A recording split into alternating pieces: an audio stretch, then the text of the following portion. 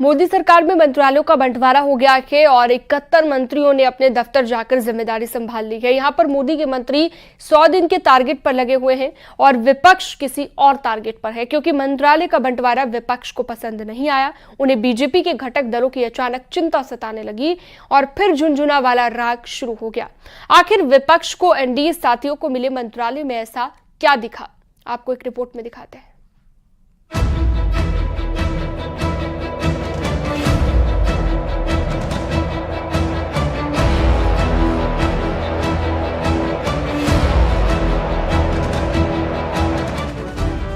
मोदी 3.0 का आधिकारिक तौर पर कामकाज शुरू हो चुका है। कल देर शाम मंत्रालयों का बंटवारा हुआ और आज 71 मंत्रियों ने अपने अपने दफ्तर जाकर जिम्मेदारी ले ली। यहाँ सरकार अपने काम पर लगी और वहाँ विपक्ष अपने काम पर। मंत्रालय का बंटवारा विपक्ष को पसंद नहीं आया। उन्हें बीजेपी के घटक दलों की अचानक चिंता सताने लगी और इसीलिए हमलों और तंज का दौर तेज हो गया। जो बिहार की वजह से आप प्रधानमंत्री बने और मंत्रालय जब बिहार के लोगों को दिया गया तो कहीं ना कहीं से झुनझुना जो है थमाया गया।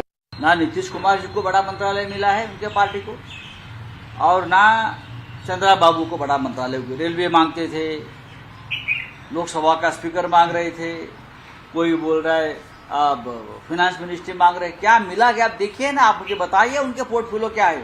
कुमार स्वामी को मिला है मोस्ट रिजेक्टेड पोर्टफोलियो, क्या हेवी इंडस्ट्री मिला है। किसी को कुछ नहीं मिला है, बीजेपी ने आपस में बांट लिया है सब। दरअसल नतीजे आने के बाद से ही मनचाहे विभाग के लिए जेडीयू और टीडीपी बीजेपी पर दबाव बना रही थी। दोनों ही पार्टियां अहम मंत्रालय चाहती थी, लेकिन ऐसा नहीं हुआ। किंग मेकर बनकर उभरी इन पार्टियों को मुंह मांगे मंत्रालय न देकर बीजेपी ने विपक्ष को एक तरह से ये संदेश दे दिया है कि उसके लिए गठबंधन जरूरी भले ही है, मजबूरी नहीं। लेकिन जो मंत्रालय सहयोगियों को मिले हैं उसे भी कमतर नहीं आंका जा सकता। जेडीयू को पंचायती राज और पशुपालन मंत्रालय के साथ कृषि और किसान कल्याण राज्य मंत्रालय मिला। टीडीपी को नागरिक उड्डयन मंत्रालय के साथ ग्रामीण विकास और संचार मंत्रालय मिला। एलजेपी को फूड प्रोसेसिंग मंत्रालय मिला। हम यानी जीतन राम मांझी को एमएसएमई की जिम्मेदारी मिली। आरएलडी से जयंत को कौशल विकास और शिक्षा राज्य मंत्री बनाया गया। अपना दल एस को 2 विभागों में राज्य मंत्री का जिम्मा मिला। यानी बीजेपी ने अपने सहयोगी दलों का पूरा सम्मान किया, लेकिन विपक्ष इसे झुनझुना बता रहा है। जो लोग ये बातें करते हैं वो कहीं ना कहीं अपने दिल को तसल्ली देने की सोच रखते हैं। ऐसे में एनडीए गठबंधन के तमाम सहयोगियों को जो भी जिम्मेदारी दी गई है, मुझे लगता है उसको पूरी ईमानदारी से निभाकर अपने विभाग की उपलब्धियां जब जनता के सामने हम लोगों के द्वारा रखी जाएंगी, तो जो इस उम्मीद के साथ तंज कसने का प्रयास कर रहे हैं उनको अपने आप जवाब मिलेगा। नरेंद्र भाई मोदी जी के प्रति आभार व्यक्त करते हैं। और जहां तक चार्ज लेना और विभाग का मामला है, हमारा कंसेप्ट बहुत बचपन से रहा है कि काम कोई छोटा नहीं होता है, वर्क इज वर्शिप, काम ही पूजा होती है। और जब विभाग मिला, कल लिफाफ हमने खोला तो माइक्रो और स्मॉल और मीडियम इंडस्ट्रीज के बारे में देखा तो मन में बात खुश हुई कि हाँ ठीक है, विभाग है, अच्छा है, देखेंगे। लेकिन विपक्ष शायद कुछ और संभावनाओं पर काम कर रहा है, क्योंकि हैरानी इस बात की है जब बीजेपी को अकेले 240 सीटें आई तब भी सवाल उठे और सहयोगियों के सहारे सरकार चलाने की बात हुई। और अब जब बीजेपी ने गठबंधन साथियों की भागीदारी की हिस्सेदारी बांटी तब भी सवाल हो रहे हैं।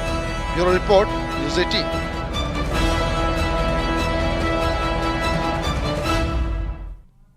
अमेठी और रायबरेली के साथ यूपी में बदले हाथ के हालात से राहुल गांधी और प्रियंका गांधी काफी जोश में हैं।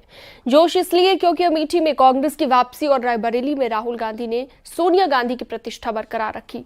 ऐसे में चुनाव परिणाम के बाद भाई बहन का पहला रायबरेली का दौरा काफी चर्चा में है और चर्चा इस बात की भी होने लगी जब राहुल गांधी ने कहा प्रियंका अगर चुनाव लड़ती तो मोदी हार जाते।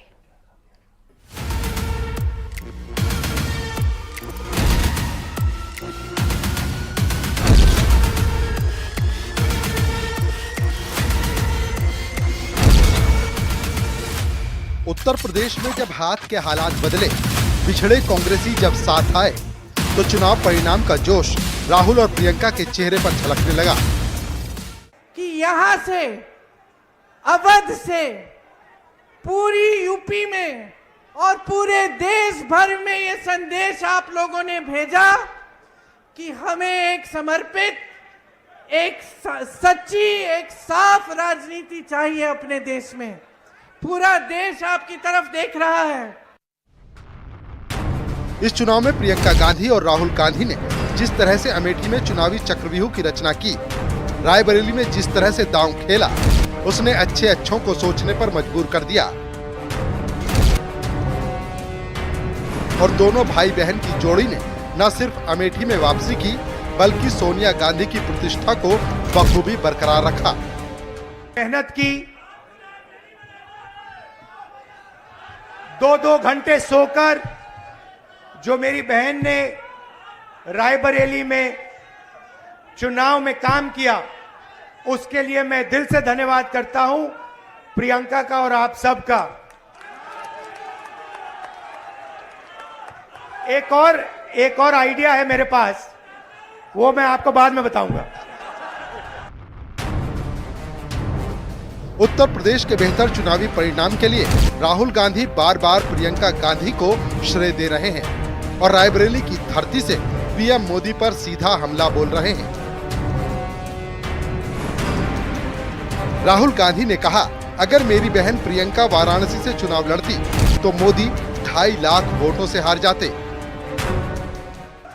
और सिर्फ अयोध्या में नहीं भाइयों और बहनों, सिर्फ अयोध्या में नहीं, वाराणसी में जान बचा के निकले हैं प्रधानमंत्री।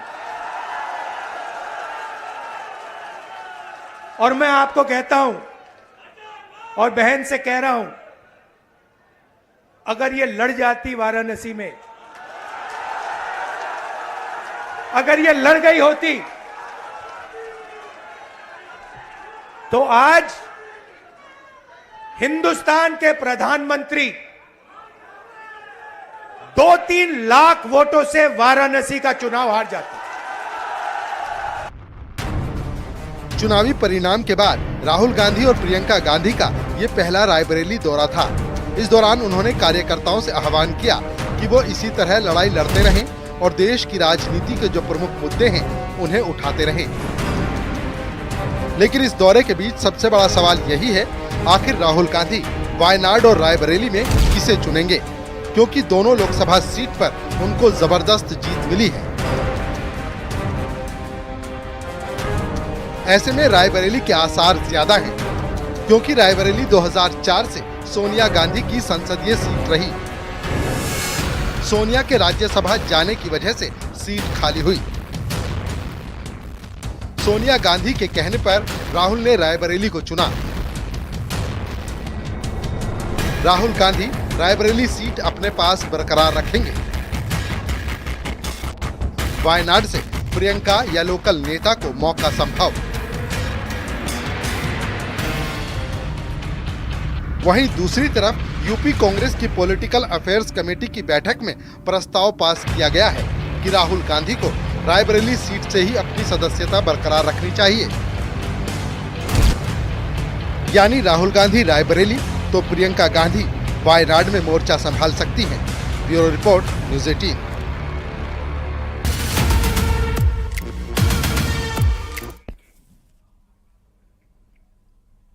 और अब एक नजर डालते हैं क्राइम की 10 बड़ी खबरों पर। कौशाम्बी में एसओजी और बदमाशों के बीच मुठभेड़ हुई। बदमाश के पैर में गोली लगी। बदमाश पर दर्ज है कई आपराधिक मामले। गाजियाबाद में सर्राफा कारोबारी से लूट की वारदात। बाइक सवार बदमाशों ने 2 किलो चांदी, सोना और कैश लूट कर अंजाम दिया। बलिया पुलिस ने अधेड़ की हत्या का खुलासा किया। पत्नी ही निकली हत्यारन। पुलिस ने आरोपी पत्नी और हत्या में शामिल 2 बदमाशों को गिरफ्तार किया।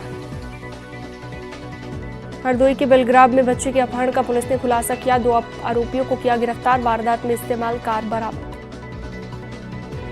ललितपुर में पुलिस और बदमाशों के बीच मुठभेड़। पुलिस ने 2 बदमाशों को गिरफ्तार किया। लूट की वारदात में फरार चल रहे थे। ग्रेटर नोएडा में अवैध कब्जा के खिलाफ बुलडोजर एक्शन अथॉरिटी ने 124 करोड़ की जमीन को कब्जा मुक्त कराया। बुलंदशहर पुलिस की फर्जी एसओजी टीम से मुठभेड़, पुलिस ने फर्जी एसओजी टीम के 3 सदस्यों को गिरफ्तार किया, 2 तमंचे और कारतूस बरामद। रामपुर पुलिस और गो तस्करों के बीच मुठभेड़ हुई, पुलिस की जवाबी कार्रवाई में घायल शातिर गो तस्कर फहीम गिरफ्तार, तमंचा, कारतूस और बाइक बरामद। बांदा में पति पत्नी के बीच मामूली विवाद में मारपीट, नाराज पति ने पत्नी पर कुल्हाड़ी से हमला किया, महिला को गंभीर हालत में अस्पताल में भर्ती कराया गया। हापुड़ में जेसीबी से टोल प्लाजा पर तोड़फोड़ के आरोपी को पुलिस ने गिरफ्तार किया, जेसीबी ड्राइवर पर कई लोगों को कुचलने का प्रयास करने का आरोप, पुलिस की टीम पर भी जेसीबी चलाने की कोशिश।